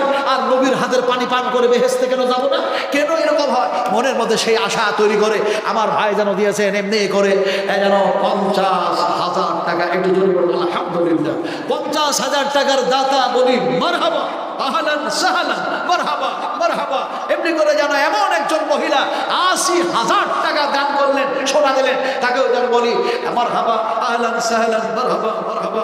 আল্লাহর কাছে দোয়া করি। আমি দোয়াটা দিব ডেকে যে বসালাম, আপনারা যে দান করলেন, আমার উদ্দেশ্যটা হচ্ছে দোয়াটা সেই দোয়া দিব যে দোয়া রাসূলুল্লাহ সাল্লাল্লাহু আলাইহি ওয়াসাল্লাম যখন দিচ্ছিলেন, একটা বুড়ি মেয়ে এসে একটা চাদর দিলেন, রাসূলের শরীরটা ছিল ফাঁকা। আমি সে হাদিস ঘটনা বয়ান করবো না। একজন যেন দিল দুম্বা, একজন ওট দিল, খেজুর দিল, দুধ দিল, নানা জন নানা কিছু দিতেন। রাসূলুল্লাহ ওই সময় দোয়াটা কি দিতেন? ওই দোয়াটা ইমাম বুখারী রাহমাতুল্লাহ আলাইহি বুখারী শরীফের মধ্যে কোট করে দিয়েছেন। ওই দোয়াটা এখন নবী তো আর দেবে না, কিন্তু নবী বলেছেন আমার পরে যারা থাকবে তারা যেন এমনি করে যারা কোরআনের চিন্তা ভাবনা, কোরআনের গবেষণাকারী হয়, কোরআনের রিসার্চকারী হয়, ইসলাম নিয়ে যেন প্রচার প্রসার করে। ওমানা হাসান কাউলুহু মিম্মান দাআ ইলাল্লাহ, এই ধরনের মানুষগুলি তারা যেন সেই দোয়া দিয়ে দেবে। আল্লাহ নবী আর বললেন পিতা মাতার দোয়া কবুল হয়, মাজলুম মানুষের দোয়া কবুল হয়, হাকিকাত যদি সত্যিকারী মুসাফির হয় তার দোয়া কবুল হয়ে যায়। ওই দোয়াটা আমি দেবো ইনশাআল্লাহ। নবী সাহেব যে দোয়াটা দিয়েছেন ওই দোয়াটা আপনাদেরকে দেওয়ার জন্য ডাকলাম। জি হ্যাঁ, আমাদের কমিটির চেয়ারম্যান এই ক্যাশিয়ার দিয়েছে 1 লাখ ক্যাশিয়ার 1 লাখ। আল্লাহ, আমাদের এখানকার কমিটির ক্যাশিয়ার তিনি যেন দিচ্ছেন 1 লক্ষ টাকা। যদি বলি না আরো যদি বলি না। আচ্ছা, আল্লাহু আকবার। 1,15,000। তো আপনারা কি আল্লাহু আকবার জোরে বললে কি মনে মনে ভাবছেন আপনারা তো ব্যবসার বড় ফয়সালাকারী, আল্লাহ কি বইরা, আল্লাহ কি ঠসা, আল্লাহ কি কানে কম শুনতে পায় যে আমরা কি এত জোরে বলতে হবে? যে হ্যাঁ বলতে হবে, হ্যাঁ বলতে হবে। আপনি আস্তেও বলবেন, জোরেও বলবেন। বলে কেমন করে বলবেন? বিশ্বনবী মুহাম্মদ সাল্লাল্লাহু আলাইহি ওয়াসাল্লাম জিহাদের ময়দানে যাচ্ছেন, সাহাবা একরাম থেকে সঙ্গে করে নিয়ে। রাসূল সেই দিন যেন প্রেজেন্ট ছিলেন, উপস্থিত ছিলেন। আর সাহাবীরা জোরে জোরে বলছে আল্লাহু আকবার, আল্লাহু আকবার। মুশরিকদের সঙ্গে মোকাবেলা, দিনকে প্রতিষ্ঠা কায়েম করার জন্য ব্যাপার। সেই সময় আল্লাহু আকবার, আল্লাহু আকবার জোরে জোরে বলছেন। নবী বললেন তোমাদের জানের উপরে রহম কর, জানের উপরে রহম কর, জানের উপরে রহম করো। এত জোরে জোরে বলো না, শক্তি ক্ষমতা শেষ করে দিও না। মোকাবেলা করা লাগবে জিহাদের ময়দানে। আস্তে আস্তে বলো আল্লাহু আকবার, তরুণ সুরে বলো আল্লাহু আকবার। আল্লাহ আপনি মহান, আপনার সম্পর্ক আকাশে জমিনে কেউ নাই। আবার যেন দেখা যায় এমনি করে ঈদুল আজহা, ঈদুল ফিতরের নামাজ পড়তে যাওয়া হচ্ছে, এমন সময় যেন দেখা যায় সাহাবীরা সেই যেন আস্তে আস্তে বলছে। আল্লাহ নবী সে সবাই বললেন জোরে জোরে বলো, জোরে জোরে বলো, তালবিয়াটা জোরে জোরে পড়ো। আল্লাহু আকবার, আল্লাহু আকবার, লা ইলাহা ইল্লাল্লাহ, আল্লাহু আকবার, আল্লাহু আকবার, ওয়া লিল্লাহিল হামদ। জোরে জোরে বলো, জোরে জোরে বলো। একজন বললেন সাহাবী ইয়া রাসূলুল্লাহ, জিহাদের ময়দানে বললেন জানের উপরে রহম করো। আস্তে বলো, আজকে কেন জোরে আপনি বলতে বলেন? বিশ্ব নবী বললেন সাহাবীরে আজকে এই জন্যই জোরে জোরে বলতে বলি, আজকের রাত্রে যেন বাজেট পাস হয়ে গিয়েছে, আল্লাহ পাক তোমাকে ইনাম দেবে, প্রাইজ দেবে। সেই প্রাইজ নেওয়ার জন্য ঈদগাহের ময়দানে যাচ্ছ, আর তোমরা জোরে জোরে বলো। এমন সময় নবী বললেন এমনি করে গাছ, এমনি করে পাহাড়, এমনি করে পর্বত, এমনি করে ঘাস, এমনি করে যত আছে তারা শুনবে। আর কিয়ামতের মাঠে তোমাদের হয়ে আল্লাহর সামনে সাক্ষী দেবে। ইয়াউমাইযিন তুহাদ্দিসু আখবারাহা। তো 1,15,000 টাকা দেয়, 80,000 টাকা দেয়, 50,000 টাকা দেয়, 7,500 করে টাকা দেয়, এমনি করে 2,000 করে টাকা দেয়। আপনারা একটু জোরে বলতে পারবেন না? আল্লাহকে বড় করতে পারবেন না? একটু জোরে বলি না রে তাকবীর, আরো জোরে বলি না রে তাকবীর। আহা, আল্লাহ সবচেয়ে বড়, আল্লাহ সমকক্ষ কেউ নেই। এবার দোয়াটা দিব, দোয়াটা দিব। কিন্তু এখানে যতগুলো মানুষ বসে জানি না কে কে দিল না দিল। আপনাদের কাছে মনে হয় নয় জিলাপি জিলাপি শেষ করে দেবেন নাকি ভাই? 100 করে টাকা দেন তো আমার হাতে, 100 করে আছে দেন। হাই রে, যখন সাফা মারওয়া সাই করছি এমনি করে ঢুকবেন, এমনি করে ঢুকলেন আর বললেন ইন্না সাফা ওয়াল মারওয়াতা মিন শাইরিল্লাহ ফামান হাজ্জাল বাইতা ফাতামার ফালা সুনাহা। ঢুকলে ঢুকে আবার ঘুরে যান এইদিকে, কাবা ঘর দেখতে পাবেন আর সাফা মারওয়া পাহাড়ও দেখতে পাবেন। কিন্তু ওপরে চলে গেলে, মিডিলে গেলে দেখতে পাবেন না, আর তার উপরে গেলে দেখতে পাবেন না। এবার চলে গেলেন, চলে যাওয়ার পরে এবার কাবার দিকে মুখ করে যেন হাত তুলে বলল আল্লাহু আকবার, বিসমিল্লাহ, আল্লাহু আকবার, আল্লাহু আকবার দিয়ে হাত তুলে দোয়া করলেন। এবার সাফা মারওয়া সাই করতে লাগলেন। আল্লাহ পাক যেন বলেন এই সাফা আর মারওয়া, এই পাহাড় হচ্ছে আমার নিদর্শন বলি, এটা হচ্ছে নিদর্শন বলি, এটা হচ্ছে নিদর্শন বলি। ফলে যেন এর মধ্যে যারা সাফা মারওয়া সাই করে আল্লাহ পাক বলবেন বলছেন এরাকে আমি নিষ্পাপী বানায় দিই। এমনি করে দেখা যায়, আলহামদুলিল্লাহ, এমনি করে দেখা যায়, জানে এমনি করে দেখা যায় যে এই মানুষগুলি যখন এমনি করে দরাদরি ছোটাছুটি সাপা বাসাই করলো, ঠিক যেমন একটা বাচ্চা আজকে জন্ম নেয়, কোনো গুণা থাকে না, পাপ থাকে না, সেই ধরনের সেই মানুষটাও যেন এমনি করে নিষ্পাপী হয়ে যায়। আল্লাহ পাক আমি যাতে নিষ্পাপী করে দিই, গুণাগুলি খণ্ডন করে দিই। মাফ করার মালিক, একটু জোরে বলেন কথা, মাফ করার মালিক আর ক্ষমা করার মালিক যদি আল্লাহ হয়, সাজা দেওয়ার মালিককে আস্তে করে বললেন কেন?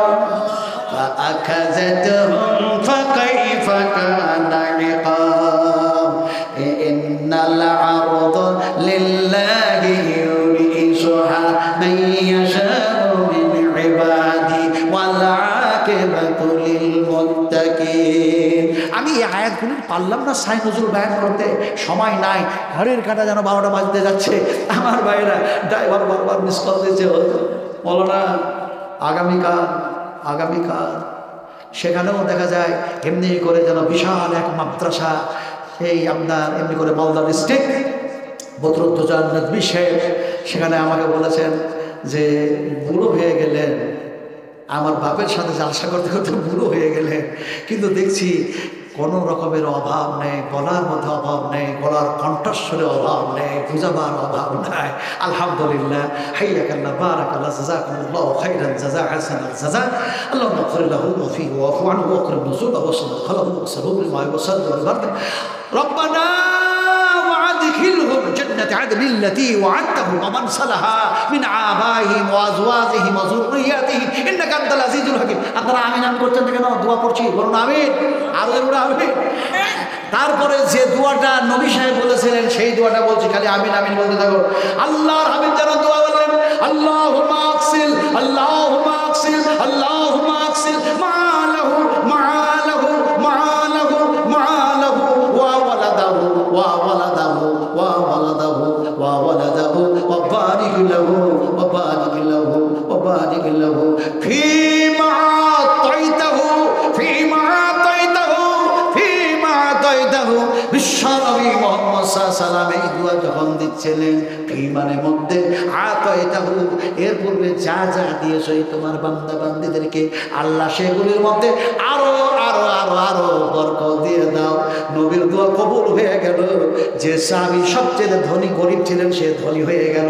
ঘটনা বলার সময় নেই আমার হাতে। আমার ভাইরা, সেই দোয়াটা আমি দিলাম একটু প্রাণ থেকে সিনার মধ্যে দেবো, আল্লাহুম্মা আমিন। আরো বলুন আল্লাহুম্মা আমিন।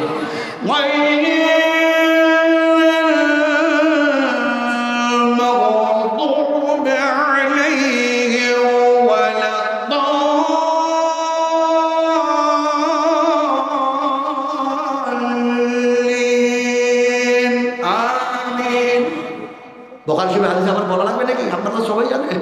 আরে কেমনে যেন নবী সাহেব বললেন, তোমার ইমাম যখন বলে আমিন তোমরাও বলো আমিন, ফেরেশতারাও বলে আমিন। এই হাদিসকে আর বর্ণনা করা লাগে? কিন্তু এমন হয়ে গেছি, ইমাম পড়লো ঠিক, ইমাম বলছে না, মুসল্লিরাও বলছে না। কথা বলছেন কি? আল্লাহ বলছে ফাঁকিবাজ, ভালো করে জানছি তোরা কত বড় ফাঁকিবাজ, আমি কি তার চাইতে কম? আল্লাহ বলছে মাকারু ওয়া মাকারাল্লাহু আল্লাহু খায়রুল মাকিরিন। বেশি চালাকি করো না, দেশে চতুরতা দেখাইও না। আমি আল্লাহর কাছে কাউরি চালাকি আর চতুরি চলে না, কারণ তোমাদের আমল দেখেই ফাইসালা আমি আল্লাহ করবো।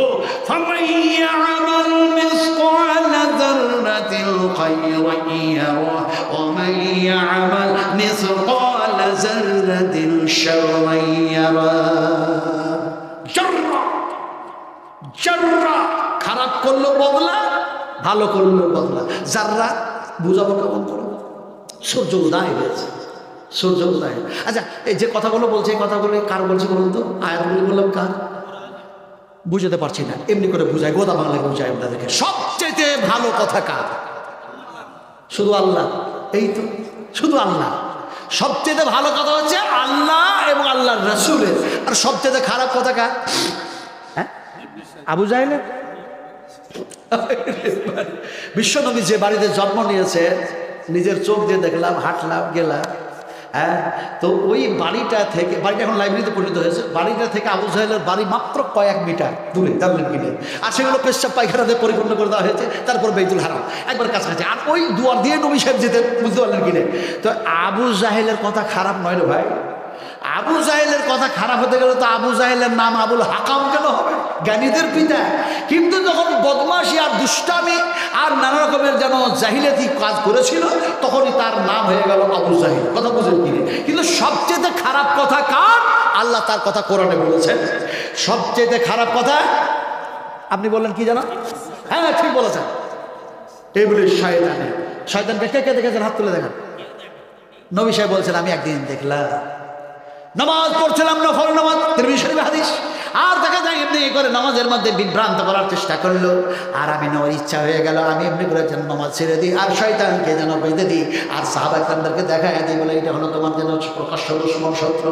কিন্তু নামাজটাও ছাড়লাম না আর শয়তানকেও বাঁধলাম না। হযরত সুলাইমান আলাইহিস সালাতু সালামের দিকে লক্ষ্য করে, তার যেন দুয়ার দিকে, দরখাস্তর দিকে লক্ষ্য করে। তার মানে তিনি বলেছেন, আমাকে যা মর্যাদা দিয়েছো আর যা তুমি এমনি করে জিন বাতাস সব তাবাই করে দিয়েছো, তারপর পিপিলিকা থেকে সাপ পর্যন্ত আবলা প্রাণী পর্যন্ত ভাষা বোঝার জ্ঞান দিয়েছো, ইলম দিয়েছো, এটা আর কাউরে দিও না। কিন্তু আল্লাহ সুবহানাহু ওয়া তাআলা বিশ্ব নবী মুহাম্মদ সাল্লাল্লাহু আলাইহি সাল্লামকে সমস্ত নবীদের গুণাবলী সবকিছু একত্রিত করে বিশ্ব নবীকে দেওয়া হয়েছিল।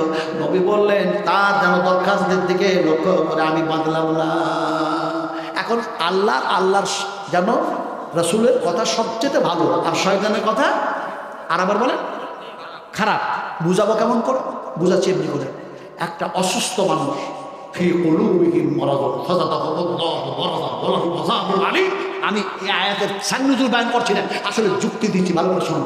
যে খারাপ কথা যে শয়তানের সবচেয়ে বেশি, এটা বুঝাচ্ছি আপনাদেরকে। একটা অসুস্থ মানুষ, অসুস্থ, আরে ভাই ইমানের জং, ইমানের মরিচা সাফ করতে গেলে কোরআন কেমিক্যাল দিয়ে সাফ করতে হবে, সহি হাদিস দিয়ে সাফ করতে হবে।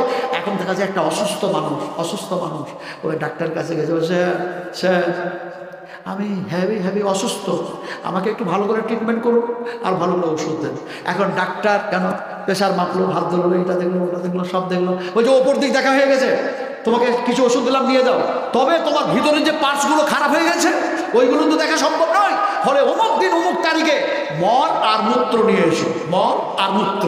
এখন এই কথা বলে দিল, লোকটা যেন চলে যাচ্ছে, চলে যেতে গিয়ে মনে মনে ভাবছে মল আর মূত্র নিয়ে ডাকলো ঠিক, কিন্তু মূত্রটা না হয় একটা বোতলের মধ্যে, ঘোরের মধ্যে নিয়ে আসবো, কিন্তু মলটা কিসে নিয়ে আসবো? তো চিন্তা ভাবনা করে, জ্ঞানী মানুষ তো, এখন বাড়ি ফিরে যাওয়ার সময় একটা ওই মাটির মিষ্টির ভাঁড় হয় না, ওই ভাঁড়গুলো একটা হাতে করে কিনে নিয়ে চলে যাচ্ছে বাড়িতে। তোর স্ত্রী বলছে অসুখ ধরা পড়েছে, বলে অসুখ তো ধরা পড়েছে, তো ভিতরকার পার্টসগুলো খারাপ আছে, হ্যান আছে, তার আছে, বলতে পারলো না ডাক্তার, তো মল আর মূত্র নিয়ে অমুক তারিখে ডেকেছে। তো ওই যে তুমি ওটা নাই ডেকেছে, তো খালি ভাঁড় কেন নিয়ে আসলে? এই মাটির ভাঁড়টা খালি নিয়ে আসলে কেন? তো পেশেন্টটা বলছে, তোদের বুদ্ধি কম রে, বুদ্ধি কম, তোদের বুদ্ধি কম। বুদ্ধি কম? 8টা ছেলের মা, 12টা ছেলের মা, তোমার সংসার চালাচ্ছি আর আমাদের বুদ্ধি কম? পেশেন্টটা বললো, শোনো নবী সাহেব বলেছেন তোমাদের বুদ্ধি কম, তোমাদের বুদ্ধি কম। মা আয়েশাকে একদিন বললেন, বুদ্ধি তোমাদের কম, মেয়েদের বুদ্ধি কম। বলে কেমন করে? বলে তোমরা যখন সাক্ষী দিবে তখন ডবল, আর ছেলেরা সাক্ষী দিলে একজন। বলে যেন দেখা যায় পুরুষের পক্ষে যেন তোমাদের যেন ডবল লাগবে, তোমাদের বুদ্ধি কম থাকার কারণে। পেশেন্টটা যখন ওই কথা বললো, স্ত্রী বলছে নবী যখন বলেছে মেনে নিতেই হবে, আপনাদেরকে শোনাচ্ছি, মানতে হবে কি? এমন সময় দেখা যায় ওকে খেতে দিল, স্বামীর খিদমত করলো, যত্ন করলো, হ্যান করলো, ত্যান করলো, সব করলো। এবার খাওয়া দাওয়া হয়ে গেছে, দিনগুলো পার হয়ে গেল, তারিখটা এসে গেছে। এখন টয়লেটে গেছে, টয়লেটে গিয়ে মানুষটা চিন্তা করছে, তাই তো ডাক্তার তোমাকে বললো না, পরিমাণটা যদি বলে দিত যে একটু একটু করে নিয়ে আসো, তাহলে একটু একটু করে নিয়ে যেতাম, কিন্তু একটু একটু নিয়ে গেলাম মল আর মূত্র। আর ডাক্তার যদি বলে যে আর একটু লাগবে, তো পাবো কোথায়? তো এত ঝামেলা আর এত টেনশনে পড়া যাবে না। ও কি করেছে, সম্পূর্ণ পায়খানাটা ওই নতুন মাটির ভাঁড়ে যেন ভরে দিয়েছে, যে ওর গলায় পেপার, নতুন পেপার সাঁটিয়ে সুতুলি দড়ি বেঁধে দিয়েছে।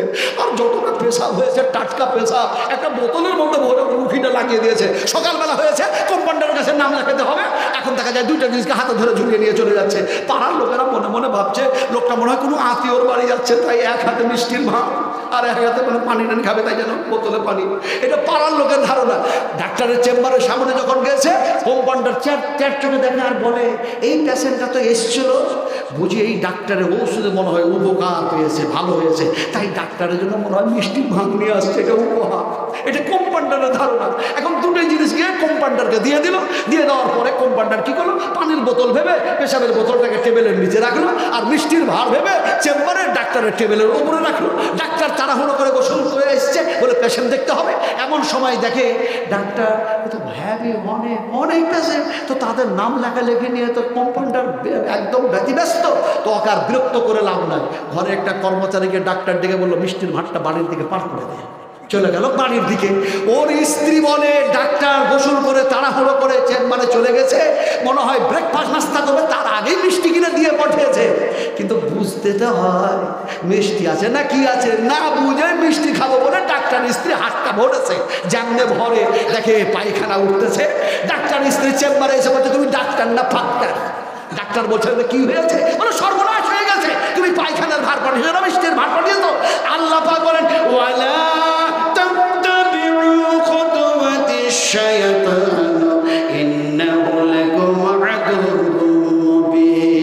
এক্সাম্পল যা দিয়েছি আল্লাহ পাক যেন বলছেন কি, শোনো, শয়তান হলো তোমাদের প্রকাশ্য শত্রু, প্রকাশ্য দুশমন।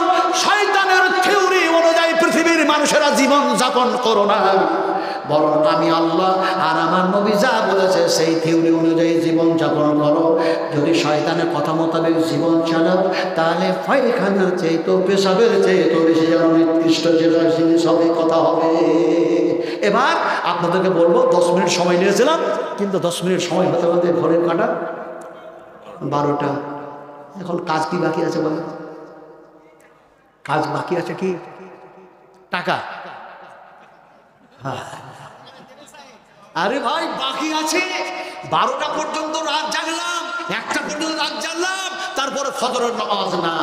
হায় হায় হায় হায়, মুনাফিক মুনাফিক, ফজরের নামাজ জমাতে নাই, বক্তার নামাজ নাই। আমি অনেক বক্তার কথা বলি না, বক্তা শুধু বলেছে, মুকাররির বলেছে, বহু কথা শব্দ ব্যবহার করি নাই। বক্তা দেখা যায় ঘুমায়, তারে বলে কেন নামাজ পড়তে কি হবে না? বলে রাত জেগেছে, নবী সাহেব বলেছে যখন ঘুম ভাঙবে তখন নামাজ পড়ে নাও। কত হাদিস জানে, কত হাদিস, হ্যাঁ, কম্বল হাদিস জানে। কথা বলতেছিলাম, রাত্রি 12টা হয়ে গেছে। মাদ্রাসার জন্য তিল তিল শরীর রক্ত থাকা পর্যন্ত দান করবে, কিন্তু এখানে যতগুলি মানুষ বসে আছে, ফরজ নামাজ ছেড়ে দিব না, জমাতে নামাজ পড়বো। একবার বলতে হবে ইনশাআল্লাহ। পড়বেন তো? পড়বেন তো? খবরদার ঘুমায়া নামাজকে যাই করবেন না, নিজের আমল বরবাদ আমরা করবো না, বলেন ইনশাআল্লাহ। লাস্ট হাদিস বলে আমি শেষ করবো। বারবার আমাকে ড্রাইভার মিস কল দিচ্ছে, আসছি ভাই আসছি, দাঁড়ান দাঁড়ান। নাসিরউদ্দিন আলবানী ছিলেন একজন, কিন্তু আমার ড্রাইভারের নাম হচ্ছে নাসিরউদ্দিন, আর ভাবতা থেকে এসছে নাসিরউদ্দিন, যার বাড়িতে ছিলাম। বলো না, কথা বলছেন কিনা? উনি বলেন এই এলাকাতে আসলে আমার বাড়িতে থাকতে হবে। ওনার বাড়িতে আমি প্রায় 2 ঘন্টা থেকে 2.5 ঘন্টা রেস্ট নিচ্ছিলাম, আলহামদুলিল্লাহ। আর নাস্তা পানি যথেষ্ট পরিমাণে করেছেন, যার জন্য এই মাদ্রাসার আমি একটু পানিও খাইনি এখন পর্যন্ত। এই মাদ্রাসা এখনো পর্যন্ত একটু পানিও খাই না। কোথায় রান্না হচ্ছে কি হচ্ছে কিছু জানিও না, কথা বুঝছেন কি না? গোসাবির মানুষ, নতুন মানুষ একটু বুঝিও না। তো যাক, কথা হচ্ছে কি যে আমার ড্রাইভার নাম হচ্ছে নাসিরউদ্দিন। লাস্ট হাদিস বলে শেষ করবো। হাদিসটা বিশ্বনবী মুহাম্মদ রাসূলুল্লাহ সাল্লাল্লাহু আলাইহি সাল্লামের কাছে কোথা থেকে একটা মানুষ আসলে এসে বলল, আসসালামু আলাইকা ইয়া রাসূলুল্লাহ, হে নবী, আপনি এমন কিছু কথা বলুন যে কথাগুলি আমল করার পরে আমি আল্লাহর নৈকট্য লাভ করতে পারবো। আল্লাহ নবী যেন বললেন যে এই আল্লাহর বান্দা, এই আল্লাহর বান্দা, এই আল্লাহর বান্দা, এক আল্লাহর সঙ্গে শিরক করো না, শিরক করো না, ইন্না শিরকা লা যুলমুন আযীম। খবরদার, এক আল্লাহর সঙ্গে শিরক করো না। এই আল্লাহর বান্দা, এই আল্লাহর বান্দা, ফরজ নামাজ, ফরজ যেন রোজা, ফরজ যেন সালাত, ফরজ যেন সিয়াম ছেড়ে দিও না, ছেড়ে দিও না। আবার নবী বললেন এমনি করে যাকাত দেওয়া বন্ধ করো না, যাকাত দেওয়া বন্ধ করো না। লোকটি যেন সঙ্গে সঙ্গে নবীর কথা শুনে বলল, আল্লাহ ওয়াল্লাহ ওয়াল্লাহি ওয়াল্লাহি, একই আল্লাহর কসম দিয়ে বলি ইয়া রাসূলুল্লাহ, যতটা আপনি বললেন তার কম করব করবো না, তার কিঞ্চিত পরিমাণও বেশিও করবো না। কসম খেলো আর চলে গেল। আল্লাহ নবী সাহাবীদেরকে বলেন, ও সাহাবীরা লোকটার দিকে চেয়ে দেখো, আমি মুহাম্মদ সাল্লাল্লাহু আলাইহি ওয়াসাল্লাম বলছি, যে বললো কমও করবো না বেশিও করবো না, কসম খেয়ে বললো আমি রাসূলুল্লাহ বলছি লোকটা হলো জান্নাতি। আমরাও কম করবো না বেশি করবো না, আমার নবী যেভাবে আমাদেরকে বলেছেন চলতে আমরাও সেইভাবে চলবো ইনশাআল্লাহ। আল্লাহর কাছে দোয়া করি, আয় আল্লাহ বলার চাইতে শোনার চাইতে এমনি করে বেশি বেশি করে উত্তম আমল করার আমাদেরকে তৌফিক দান করে দেবো আল্লাহ আমিন। রিয়াজুল জান্নাতে দোয়া করেছিলাম, সেই দোয়াটা এখনো করছি, শুধু আপনারা আমিন আমিন বলুন। আল্লাহুম্মা গফির লানা ওয়া লিল মুমিনিনা ওয়াল মুমিনাত ওয়াল মুসলিমিনা ওয়াল মুসলিমাতিল আহইয়া ওয়াল আমওয়াত।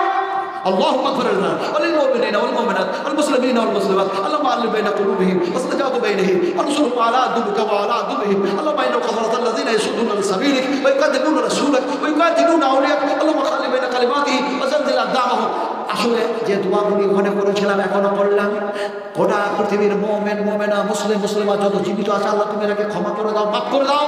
যত মুমিন মুমিনা মুসলিম মুসলিমা এমনি করে কবরে শুয়ে আছে আল্লাহ তুমি তারাকে মাফ করে দাও। প্রাণ থেকে বলুন আল্লাহুম্মা আমিন, আরো ভালো করে বললাম আমিন। এখান থেকে শেষ করলাম। আসসালামু আলাইকুম ওয়া রাহমাতুল্লাহি ওয়া বারাকাতুহু।